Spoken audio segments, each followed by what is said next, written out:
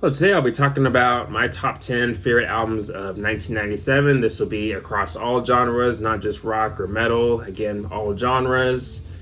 But yeah, this will be in no particular order. Most of this top 10 are probably set in stone. There's maybe two or three in here that can maybe swap with some other albums that didn't make it into the list, but for now, this is probably my top 10. So again, this will be in no particular order, but the first album we'll be talking about is Transistor by 311. This album further shows that 311 is great at fusing genres. In this case, rock, hip hop, and reggae. That's their thing. And again, with this album, they continue to show that they're really good at fusing the genres well. Of course, not everyone's into this type of thing, but for me, I really like 311. And this is actually my favorite 311 album. Some people might point to the Blue album or maybe even Grassroots as their favorite, but while I do think those two albums are some of the band's best work, this one has to be at the top for me. And there isn't really any other album in their discography that sounds like this one. Definitely a unique album in their discography, but if I were to name some of my favorites on here, of course, the title track, Prisoner, I think is one of the band's best singles. I really like that song a lot, actually. And then you have the big song on here, probably the biggest song on the album, Beautiful Disaster. Definitely another big highlight on the album. But I think the album also has some pretty underrated deep cuts too. Galaxy, a song being a song that comes to mind. Rub-a-Dub is another one for me. That's definitely a standout. That song shows the band leaning more towards the reggae side. I really like that one. Stealing Happy Hours to me is one of the band's best album closers and maybe one of their most unique songs. Definitely a really great song in my opinion. Probably easily one of my favorites when it comes to the second half especially. I mean, you have some other really good deep cuts like Borders and What Was I Thinking, which has some pretty good bass work from Peanut. Use of Time, I dig the solo work from Tim in that song. You get some solid rapping from Essay in the album too, such as in the songs like Galaxy and The Continuous Life. But yeah, all around, really great album. But yeah, let's go ahead and move on to the next album. And this album is one of my favorite albums of all time. And of course, to me, one of the best albums of 1997. That album is Around the Fur by Detones. My favorite Detones album, some people point to White Pony as their favorite, but this one's definitely my favorite. I mean, again, the balance of heaviness and melody, Deftones, no one does it better than Deftones, or at least Deftones is one of the best at it, I'd say. I mean, and this album definitely proves it, along with the album that would come after this one. But yeah, this album is just definitely great from front to back. Not a single weak track on it, in my opinion. I mean, of course, the singles on the album still hold up to this day, in my opinion. My Own Summer, of course, and Be Quiet and Drive. Be Quiet and Drive, definitely hands down one of their best songs. Easily top 5. I'd probably say the same thing with My Own Summer too. That song has a really great groove to it. But yeah, also this album also has some really good deep cuts, like the title track. I really like Lotion, which is one of the heavier tracks on the album. I really like that song. You also have Head Up featuring Max Cavalera of Soulfly, Sepultura, Nail Bomb, Cavalier Conspiracy, and of course many other projects. And I do like the chemistry he has with Chino in that song, Head Up. Definitely another solid banger off the album. You also have the album closer, MX, which features vocals from, I believe, Abe's wife. If I remember correctly, I remember reading about that somewhere like a long time ago. But MX is a cool song. If you listen to the album version of that song, the song is like 32 or 36 minutes long, but if you go to around the 32-minute mark, 33-minute mark, somewhere around there, you get to hear a hidden track called Damone. If you haven't heard that song, definitely check it out. But yeah, all around, really great album. Definitely one of the best albums to come from that whole new metal movement, in my opinion. But next we're moving to my favorite Inflames album, Horacle. Now, of course, many people point to Jester Race as their best, or I know some people point to Clayman as their favorite too, but for me, I gotta go with Horacle. I really love this album. It's also a concept album, but you have some of my favorite work from Inflames on this album, like Jotun and Gyroscope, or however you pronounce that. Forgive me if I pronounce that incorrectly, but that's definitely one of my favorite Inflames songs. Dialogue with the Stars, which is an instrumental. I really like that instrumental. Kind of an underrated song, I'd say. Not talked about as much as some other songs on here, but I really like that one. Food for the Gods, definitely another favorite of mine. You move towards the second half, and you have episode 666, which is another one of my favorite Inflames songs. But yeah, all around, from front to back, this is an album that you can listen to from front to back with no issues. And for me, one of the band's best, and for me personally, definitely my favorite. I mean, you really can't go wrong with Inflames' first 5 or 6 albums or so. I mean, and that album is definitely no exception. But now I'll be moving to Incubus with their album Science. And yeah, easily one of the band's best, I'd say. When it comes to Incubus, Morning View is probably my favorite, but this album, Make Yourself Kind of Fight for being my second favorite, but I might be more towards this one. But I mean, I don't know, I really like Science. I mean, so many great songs. I mean, Redefine, which is one of the band's best album openers. I'd say the same with Privilege from their next album, Make Yourself. A Certain Shade of Green is definitely one of my favorite singles from the band. I do like the instrumental Magic Medicine. You also have Nebula, which is maybe one of the heaviest songs from the band. Summer Romance, Anti-Gravity Love Song. I really like that song a lot. One of the more different sounding songs on the album, but still fits the album well too. New Skin and Idiot Box, I also really dig those songs a lot. I mean, there isn't really much in terms of weak songs on here, I'd say. And for me, again, one of the band's best. But now I'll be moving to something a bit heavier. And that album is The More Things Change by Machine Head. Their sophomore album, and this would be the follow-up to Burn My Eyes, which was a success for them. Burn My Eyes, probably my favorite Machine Head album. I know a lot of people point to The Blackening as their best or as their favorite. The Blackening would be second for me, while again, Burn My Eyes is at the top. But yeah, then you have this album. This album would be either my third or fourth favorite Machine Head album. I mean, if you're a fan of Burn My Eyes, then you should be pleased with this album. I mean, and for many people, including me, sure, it's definitely not as good as Burn My Eyes, but still, yes, yeah, plenty of killer songs off of here. Especially in the riff department, such as in songs like The Front Lines and Blistering.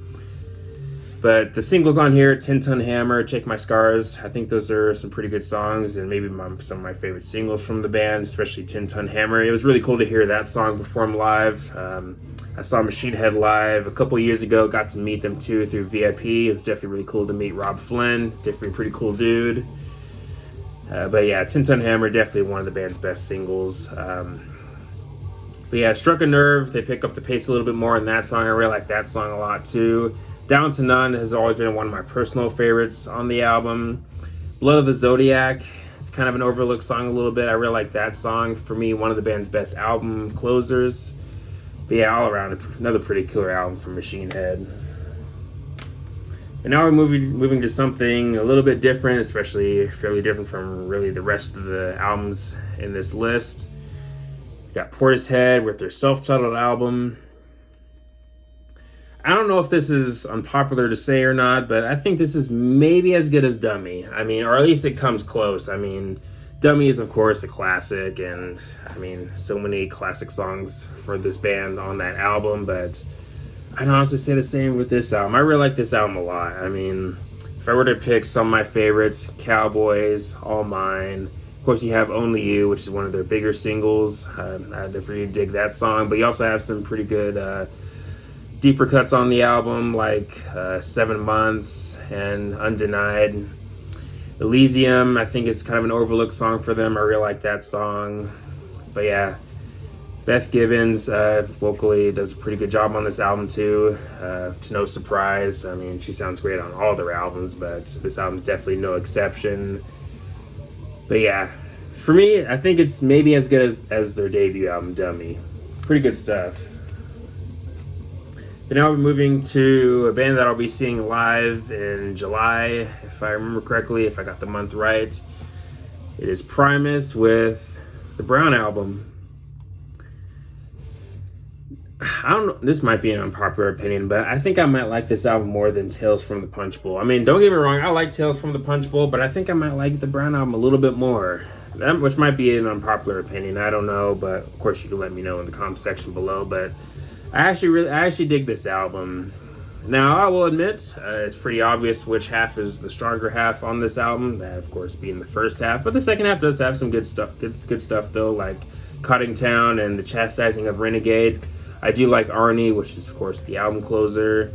But the album definitely starts off really strong with those first 6 songs, especially. I think the return of Sathington Willoughby, if I pronounced that correctly, I really like that intro track a lot. Fisticuffs is pretty cool. I think Over the Falls and Shake Hands with Beef, maybe some of my favorite singles from the band, especially Shake Hands with Beef. Nothing too complicated musically with that song. But I don't know, I personally really dig that song a lot. Camelback Cinema, maybe a bit repetitive, but I actually kind of dig that song. Especially as time has gone on, it's going to be one of my favorites on the album. But yeah, this would be the first album with Brain, Manchia, if I pronounced that correctly. This would be their first album with him after Tim Alexander left, after Tales from the Punch Bowl. But yeah, I think Brain does a good job on this album, and yeah, all around, pretty good album. Kind of underrated, I'd say. Not talked about as much as albums like Sailing with Seas of Cheese or Pork Soda, but Brown Album to me, again, pretty solid album. But now we're moving to some electronic music. We got The Prodigy with The Fat of the Land. And as time has gone on, this is definitely going to be probably one of my favorite albums of all time. I mean, this album really, honestly, has no skips, and it's easily my favorite album from The Prodigy. I mean, of course, music for the Jilted Generation is also really good too. And I also like the album that came out after this. Always Outnumbered, Never Outgunned, if I got the title right. I really like that album too. The album with Spitfire and Hot Ride, I really like that album. But this album for me is the best for them, the Prodigy. I mean, so many great songs. Smack My Bitch Up, Breathe. And then, of course, you have one of their biggest singles on here, Firestarter. But I also really enjoy some of the lesser-known songs on here. I mean, Serial Thriller, maybe being one of my favorite songs from the Prodigy. Same with Diesel Power. I also like Funky Shit. That's a pretty fun song to listen to. Fuel My Fire is kind of another more overlooked song on the album that I enjoy. But you really can't go wrong with any of the songs on here. This is an album that you can listen to from front to back and have a good time with. Definitely one of my favorite albums of 1997. But now we're moving to something a little bit heavier. We got Seven Dust with their self-titled debut. Definitely some of the band's heaviest work, I'd say, along with Alpha, of course. I mean, of course, you have some fan favorites on here like Black and Bitch, but you have maybe some of the band's best deep cuts, in my opinion, such as Terminator and Prayer, and Born to Die, which is easily one of the band's heaviest songs, definitely, and of course, probably one of the heaviest songs on the album, I'd say too. I mean, they definitely bring it in the riff department in that song, especially. Again, pretty heavy song. Too Close to Hate is another song that I enjoy off the album. Will It Bleed recently, I've been growing to like it more and more. Maybe one of my, I don't know if it's one of my favorites, but I do still enjoy that song. Prayer for me is, you know what, as time has gone, it's maybe grown to be one of my favorite Seven Dust songs. I don't know about top 10, but top 20, 100%. I really like Prayer. Definitely an underrated deep cut from Seven Dust in my opinion, but honestly, I think this is one of the best debut albums in the world of nu metal, and Lejean's vocals, I mean, I do like his vocals in the album. Maybe not his best vocal performance of his career or anything like that, but still I do enjoy his singing in the album, and of course the angst and all that good stuff. I mean, all around, really great album. And for me, my second favorite Seven Dust album, and Home, of course, being at the top. But now for the final album for this video, we got Third Eye Blind with their self-titled.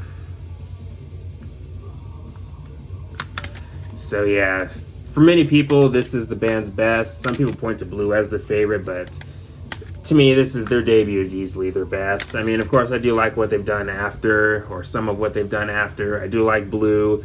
Out of the Veins, an underrated album. I do enjoy that album too. Their comeback album, Ursa Major, I think is also pretty solid. But for me, that was their last good album. After Ursa Major, things got fairly hit or miss for me. I'm not super big on Dopamine. 1 or 2 decent tracks, but that's about it for me. And then you had Screamer, and that, for me, that's probably their worst album. But there's, again, 1 or 2 okay songs, but that's about it. And then you had Our Band Apart, which is another album that I don't really care much for. But again, 1 or 2 decent tracks, and that's it. But yeah, this album, for me, easily one of the best albums of 1997.